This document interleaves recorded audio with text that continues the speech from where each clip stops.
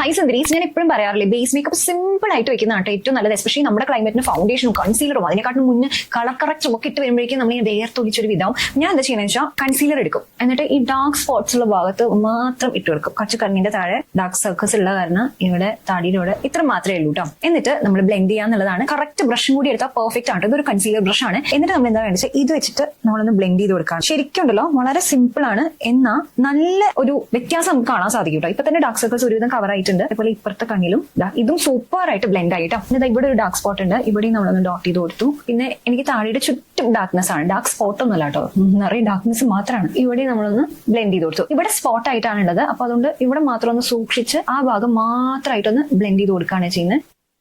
കണ്ടോ? ജസ്റ്റ് 2 സംഗതികൾ വെച്ചിട്ട് നമ്മൾ നമ്മുടെ ഡാർക്ക് സ്പോട്ട്സ് ഒക്കെ കവർ ചെയ്തെടുത്തിട്ടുണ്ട് കേട്ടോ. ഇത് ലോങ് ലാസ്റ്റിംഗ് ആവാൻ വേണ്ടിയിട്ട് എന്തായാലും ഒരു പൗഡർ വെച്ചിട്ട് നമ്മളൊന്ന് സെറ്റ് ചെയ്ത് കൊടുക്കണം. കോമ്പാക്ട് പൗഡർ അതല്ലെങ്കിൽ ലൂസ് പൗഡർ. ലൂസ് പൗഡർ ആണ് കൂടുതൽ നന്നാവുക കേട്ടോ. ഇങ്ങനെ ചെയ്യുകയാണെങ്കിൽ എന്താണെന്ന് വെച്ച് കഴിഞ്ഞാൽ വെയിലത്ത് പോയാലും അല്ല ചൂടത്താണെങ്കിലും അങ്ങനെ വേർത്തൊലിച്ചൊന്നും പോവില്ല. അപ്പോൾ കറക്റ്റ് ആയിട്ടുള്ള ഒരു ബ്രഷും കൂടി സെലക്ട് ചെയ്യണമെന്നേ ഉള്ളൂ. ഞാൻ എന്തായാലും പ്രോഡക്ട്സ് ടാഗ് ചെയ്യാം, ചെക്ക് ചെയ്ത് നോക്കൂട്ടാ.